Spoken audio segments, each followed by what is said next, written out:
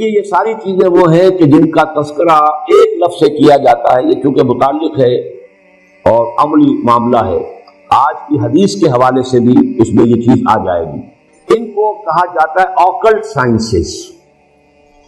ایک سائنسز ہیں جو بالکل واضح ہیں، فزکس ہے، کیمسٹری ہے، جیولوجی ہے، فلاں ہے، بایولوجی ہے، ایک کھلم کھلا صاف حواس خمسہ کے ذریعے سے ان کا علم حاصل کیا گیا ہے۔ پھر یہ کہ انٹلیکٹ کے ذریعے سے، پاور آف ریزننگ کے ذریعے سے انفرنس ہوتا ہے، نتیجہ نکالا جاتا ہے، پھر ایکسپیریمنٹیشن کے ذریعے سے پھر اس کی ویریفیکیشن ہوتی ہے۔ یہ علم ہے، یہ سائنس ایک آکلٹ سائنس ہے، یہ ہاتھ کی پامسٹری ہے، آکلٹ سائنس شمار ہوتی ہے، یہ سائنس نہیں ہے۔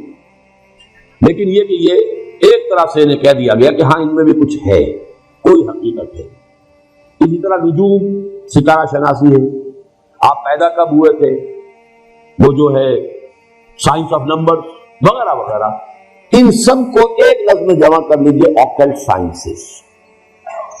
دوسری بات یہ جان لیجئے ان میں کچھ نہ کچھ حقیقت ہے،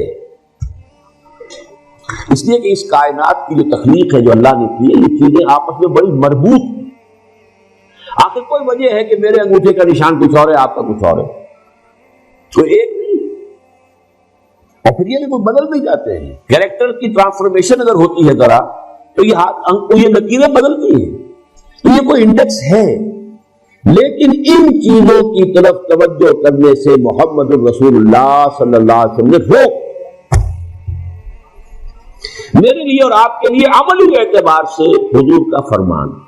اب دیکھیے، جیسے میں اب آخری مثال دے دوں، سحر حق ہے، جادو ہو سکتا ہے، جادو ہے، حقیقت ہے جادو، لیکن جادو کرنا جائز نہیں ہے۔ ایک چیز کا ہونا اور شے ہے، اس کا جائز ہونا اور شے ہے۔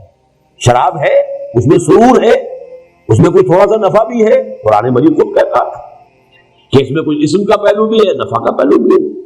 اسمہما اکبر من نفعہما، شراب اور جوئے کا جو گناہ کا پہلو ہے وہ زیادہ بڑا ہے نفع کے پہلو کی نسبت، لیکن حرام ہے، تو ہم تو اس حکم کو لیں گے کہ حرام ہے۔ اسی طرح جادو حق ہے لیکن حرام ہے۔ اسی طرح یہ چیزیں ان میں کچھ نہ کچھ حقیقت ہے، لیکن حضور نے فرمایا، یہ حدیث اب سن لیجئے، جس شخص نے نجومی کی کہی ہوئی بات کو مان لیا، حق سمجھا، اس نے اس شے کی نفی کی جو میں لے کر آیا ہوں۔ میں لے کر آیا ہوں قرآن، میں لے کر آیا ہوں ہدایت، میں لے کر آیا ہوں وہ احکام جو اللہ نے مجھے دیے ہیں تمہارے لیے، تم ان کو اپنا امام بناؤ، انہی کو سمجھو، انہی کو دل میں جگہ دو، انہی کو دماغ میں بٹھاؤ، باقی یہ اشیاء جو ہے ان کی طرف توجہ نہ کرو۔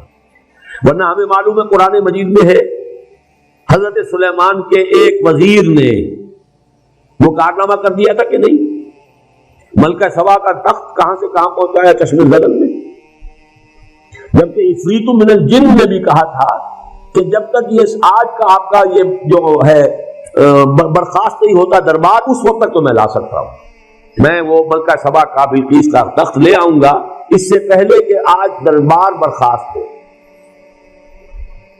لیکن جو ایک صاحب کتاب کا علم کو تھا، کوئی علم، اب کون سا علم تھا وہ علم قرآن کا حدیث کا تو نہیں، کوئی اور علم تھا، لیکن اس نے کیا کیا، من قبل ان یرتد الیک، اس سے پہلے کہ آپ کی نگاہ جو ہے واپس آئے، میں لا دیتا ہوں، اور سامنے موجود تھا وہ۔ لیکن کیا یہ علم حضور نے ہمیں سکھایا؟ کیا صحابہ کو سکھایا؟ کیا ابو بکر کو یہ معجزے سکھائے؟ کیا حضرت عمر کو سکھائے؟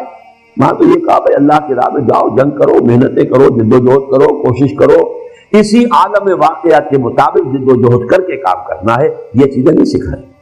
تو انہی کے کھاتے میں رکھ لیجئے ان تمام چیزوں کو کہ یہ چیزیں بالکل حقیقت سے خالی نہیں ہیں، ان کے اندر کچھ حقیقت ہے۔ اور آج میں نے ابھی چونکہ اس موضوع پر ایک مذاکرہ حال ہی میں ہوا تھا گورنمنٹ کالج لاہور میں، اس میں بہت بڑے جو ہمارے ہاں کے پامسٹ تھے مسٹر ایم اے ملک، وہ بھی آئے ہوئے تھے، ان سے زندگی میں پہلی ملاقات وہاں ہوئی، اور اشفاق صاحب بھی تھے، اشفاق احمد تلقین شاہ صاحب، وہاں گفتگو ہوئی۔ تو میں نے کہا کہ آج کی دنیا میں تو یہ شے ہمیں اتنی معلوم ہے، جینز کے اندر سب کچھ لکھا ہوا ہے، تو اگر ہاتھ کے انگوٹھے میں لکھا ہوا تو کون سی بڑی بات ہے، یہ تو بہت بڑی شے ہے۔ ہر سیل کے اندر جو اس کے اندر جو نیوکلیس کے اندر جینز ہیں، اس میں ہر شے ہوتی ہے، آپ کی پوری ہستی موجود، آپ کا پورا وجود موجود۔ یہ تو بہت ہی چھوٹی سی شے میں ہے، یہ انگوٹھا ہو یا ہاتھ کا یہ پورا، یہ تو بہت کچھ ہو سکتا ہے، لیکن ہمیں محمد رسول اللہ نے ان چیزوں کی طرف ترغیب نہیں دلائی۔ ہمیں رکھا ہے کتاب اللہ پڑھو اور سمجھو، میری سنت پر عمل کرو، اور جو دنیا میں جو مادی وسائل و ذرائع ہیں ان کو تسخیر کرو، انہیں استعمال کرو، توکل اللہ پر رکھتے ہوئے بھرپور اعدوا لہم ما استطعتم۔ یہ نہیں کہ بیٹھ کر تم اپنی وہ تپسیائیں کر کے روحانی قوت اتنی تیار کر لو کہ بس ایک تھوک مارو اور پوری کا پورا لشکر کفار ختم ہو جائے۔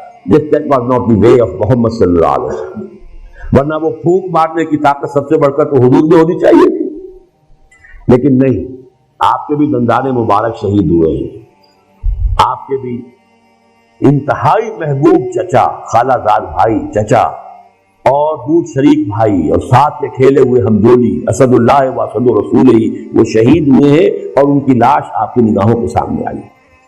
تو ہمیں وہ راستہ اختیار کرنا ہے، ما انا علیہ و اصحابی۔ باقی ان چیزوں کے بارے میں نفی مطلق کرنے کی ہمیں کوئی ضرورت نہیں۔